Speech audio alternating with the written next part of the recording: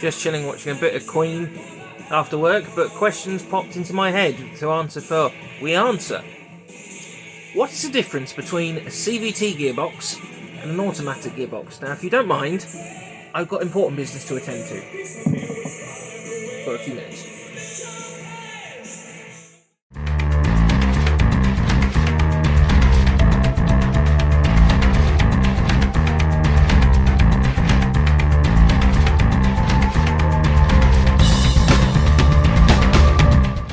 So any Queen connoisseurs at the start of that would have noticed that that was Hammer to Fall live at Live Aid, and I have just gone and gotten the microphone cable completely wrapped around my foot, and the chair's already sinking. It's a good start to the video. Any Queen connoisseur would realise that that was Hammer to Fall live at Live Aid, and then that went to...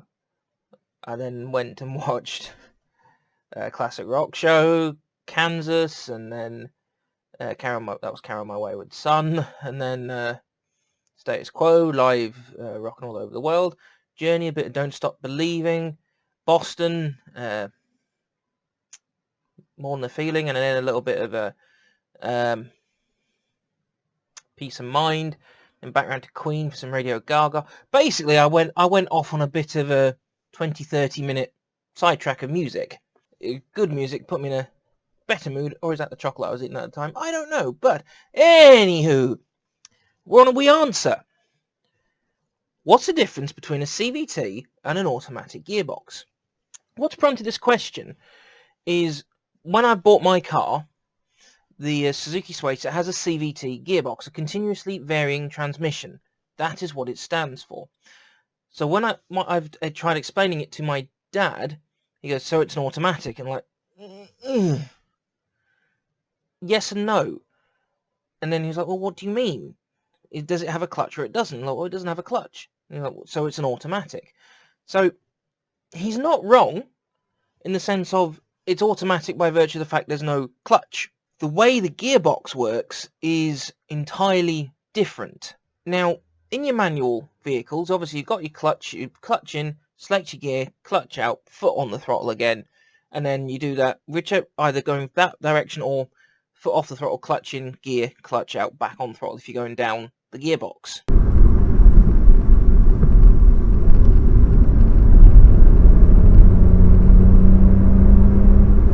You can then double clutch in and out, and you can basically almost pick and choose the gear ratios that you want.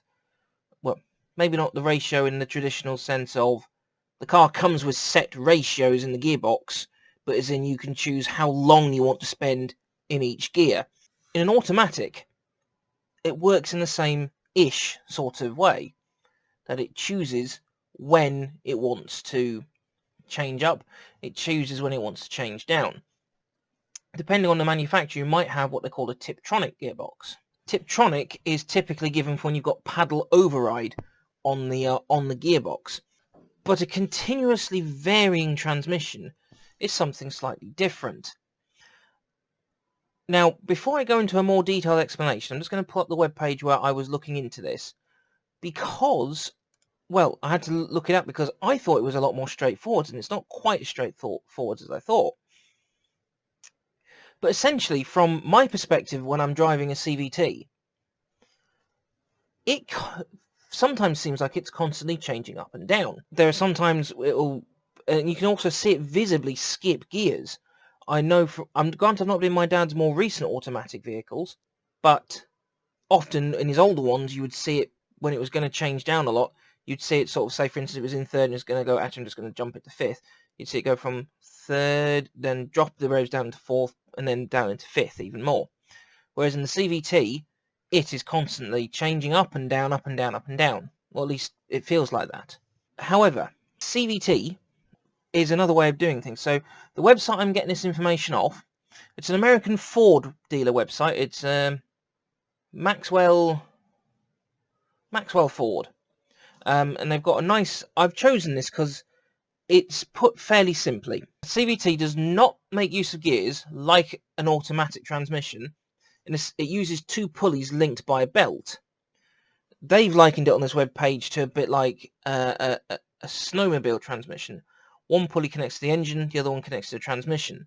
The belt transfers the power between them, And as the name then suggests, this transmission modifies the setups continually. This then allows the engine to run more efficiently, which on the Swace and similar vehicles makes sense with it being hybrid.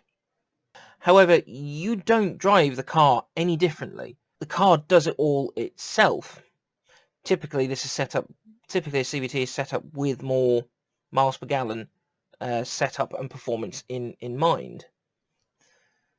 But it does cost horsepower, which might explain why it's again using the Swace as an example, why it's a 4-cylinder 1.8 litre engine, but only 108 PS, when the Baleno was a 3-cylinder 1 litre unit with a turbo that made 109.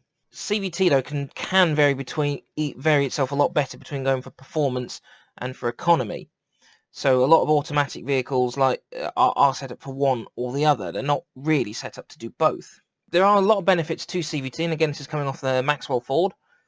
So pros, you've got things like fuel efficiency. So again, I can see that in the Swace. It's constantly trying to pick the best gear for what it wants, and then because we've got the electric motor, it knows then what gear to kick off on when it comes back, when it goes from electric motor being on to then going back onto petrol. It's a lot more straightforward. Don't know how many gears are in the gearbox, but it seems to work quite efficiently. A CVT seems to, at least according to this website, typically has less weight. That's interesting to read. I can believe it, because traditional automatic gearboxes are, I know they're quite heavy, but I wouldn't have thought they would have been quite like that. Apparently the CVTs are also easier and less expensive to design. So you can build them faster, there's less resources, and if it's built by Toyota like it is on the Swace, then that'll be amazing. And then you can get what on this website they've called velvety performance. So basically it can just slide a gear in to try and do what it wants.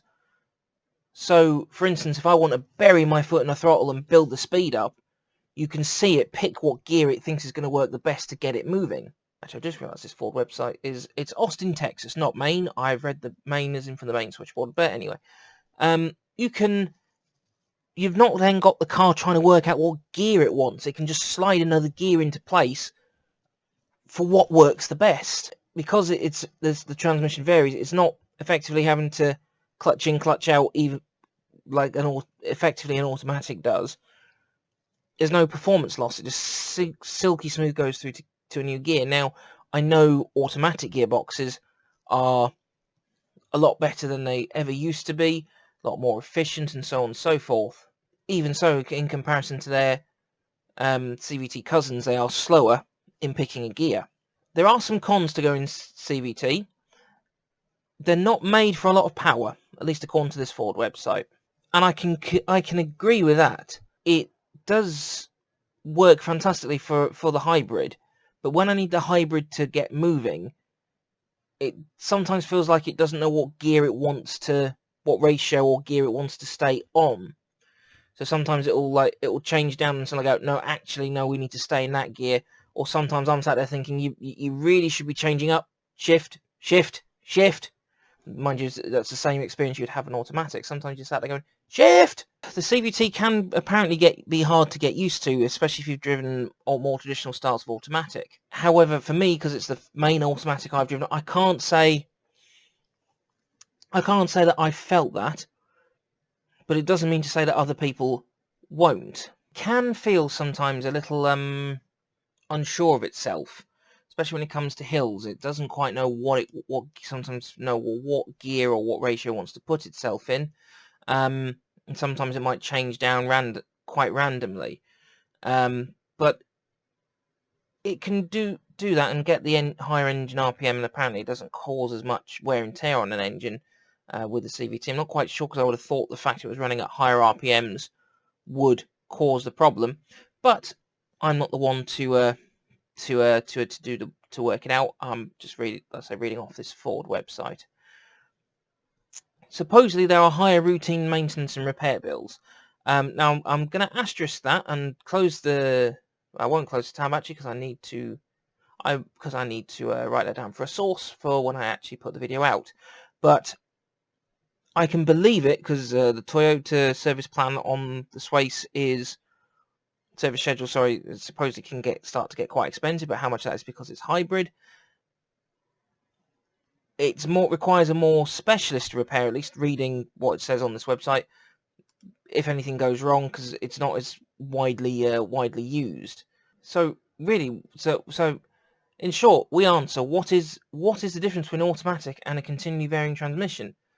Automatic is a more traditional gearbox setup with gears, fairly fixed gears and fixed ratios and fixed conditions, whereas the V in CVT would suggest it's able to change what it wants to do more often and close the gears up and widen them out as often as it wants, but at the benefit of more fuel economy, lighter vehicle, it's easier to manufacture, and so on and so forth. That's the end of this episode of We Answer.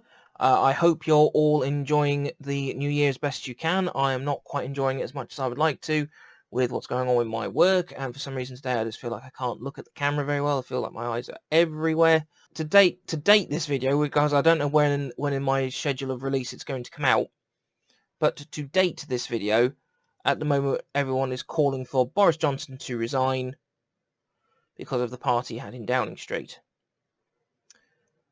And Sarah's ward's been declared a COVID ward again. Either that absolute mongtard in number 10 should go. But anywho, any more questions you want to ask for, and we'll dig into and look into for We Answer, put them in the comments. I don't know if it's going to come out before or after 2021 review video, but we shall see. Take care of yourselves, look after each other, and we will see you in the next one.